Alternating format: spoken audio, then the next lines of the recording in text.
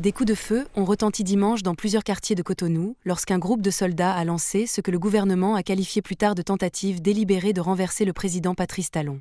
Dans la soirée, ce dernier s'est exprimé à la télévision nationale pour confirmer ce que beaucoup redoutaient, qualifiant les événements d'extrêmement graves et accusant les soldats d'avoir tenté de déstabiliser la nation.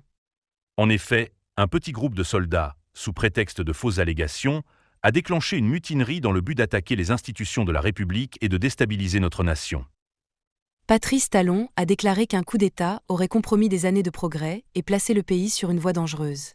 Il a félicité les forces de sécurité pour leur intervention rapide et a exprimé sa préoccupation pour les victimes. Avec eux, nous avons tenu bon, regagné du terrain jusqu'à éliminer les dernières poches de résistance des mutins. Cet engagement et cette mobilisation nous ont permis de vaincre ces aventuriers et d'éviter le pire pour notre pays. Ces actes répréhensibles ne resteront pas impunis. Je voudrais également avoir une pensée pour les victimes de cette aventure insensée, ainsi que pour les personnes qui sont toujours détenues. Le Nigeria a confirmé son intervention pour aider à déjouer la tentative de coup d'État, après que le Bénin a demandé un soutien aérien. Le bloc ouest-africain, la CEDEAO, a également réagi en déployant des troupes de plusieurs pays de la région pour aider le gouvernement à préserver l'ordre constitutionnel.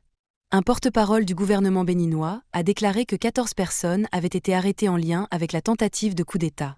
Tout au long de la journée, les soldats ont bloqué les routes menant à la présidence, à la télévision nationale et à certaines parties de Cotonou. De nombreux habitants ont toutefois exprimé leur rejet des prises de pouvoir militaire.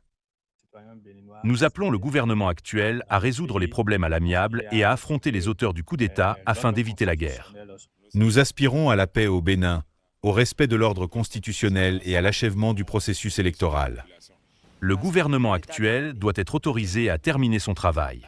Nous ne voulons pas revenir en arrière et plonger le Bénin dans le chaos. Cet incident s'ajoute à une liste croissante de coups d'État et de tentatives de coups d'État en Afrique de l'Ouest, alors que le Bénin n'en avait pas connu depuis plus de 50 ans.